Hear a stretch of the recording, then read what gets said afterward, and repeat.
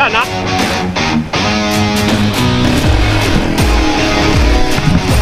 Tingin dito. Go. Liko. Yan.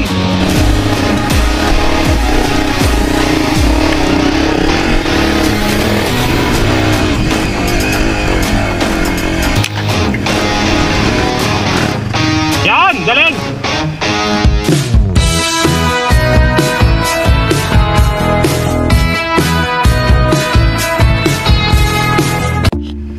First trail ni Master Marbs. Okay, tingnan nyo naman. Napakatindi.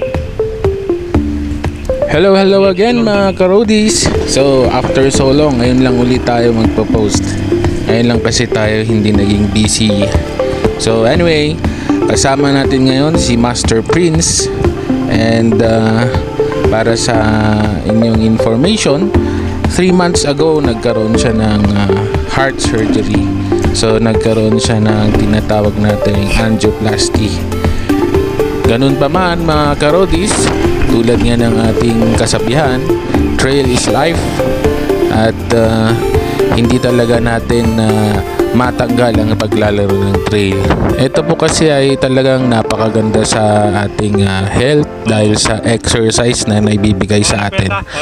At syempre alam naman natin na pagdating sa ganitong laro, meron tayong mga limitasyon, lalo na sa kondisyon ni Master Prince. At tayo rin, kung mapapansin ninyo, galing tayo ng trangkaso. So medyo sinisipon-sipon pa tayo sa trail natin dito. So anyway, naglaro kami para masubukan ang kondisyon namin ni Master Prince. Mahagdan ha. So ayan ka-roadies, ang ating first obstacle challenge. Ito ay mahagdan na batuhan, pero kayang-kaya natin yan. Okay. So ganun lang kasimple. Pero syempre alalay pa rin tayo kay Master Prince. At papanoorin natin kung kaya niyang gawin. So to make it short ka-roadies, medyo nahirapan si Master.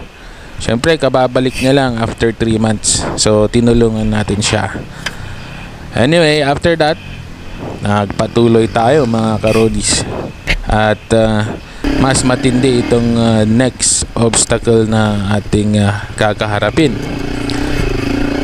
Okay. Nakalimutan ko na po ang pangalan ng trail na ito, pero after so long di po namin ito nabalikan. Ngayon lang namin muli nabalikan ito at kasama ko si Master Prince. Okay. So ayan. Tingin dito, tingin dito. Go. Liko. Yan. Ang galing. Ito ngayon ang challenge niyan, Master. May konti siyang rubo-rubo. Pero pwedeng mag-rest doon.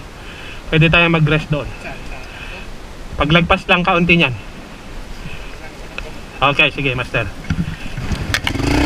Okay, kung tinatanong ninyo mga ka-roadies kung anong rubo-rub, yun po ay loose soil. So, kadulasan po yun. Kaya ng gapang to, ang Master. nagiging effect nun ay hirap ang gulong natin makakuha ng traction dahil masyadong loose yung lupa. Okay, nakita niyo naman may mga bato-bato pa.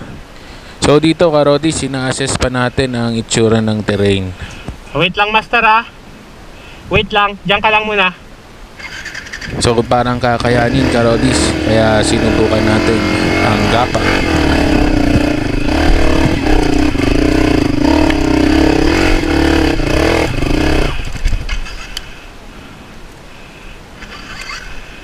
O kaya, Master. Tingin dito. Ito na si Master Prince. Yan, Kita galing. niyo naman, after 3 months of no trail, nandun pa rin ang kanyang skills at lakas ng loob. Yan. Okay, so naalala mo na? Hindi ba?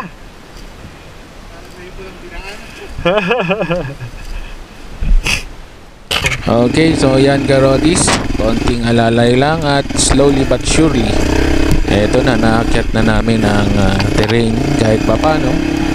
Di naman kami masyadong nahirapan. So ayan mga ka-roadies, wala na akong masabi kay Master Prince. ready na siya for hard trail. So napakatindi talaga. Ayun, no? Ayos! So ayan na naman mga karodis, short trail lang po ang aming ginawa sa araw na ito.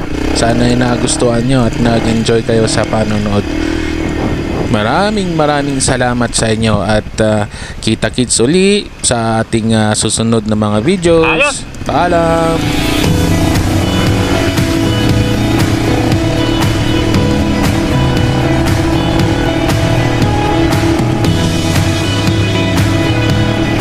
Okay, karodis, sinubukan natin mag-explore. Matindi ang napasok natin. Okay, sobrang tirik na lubak-lubak. Mahagdan. So let's try, karodis. Akyatin. So may rubo-rub, low traction.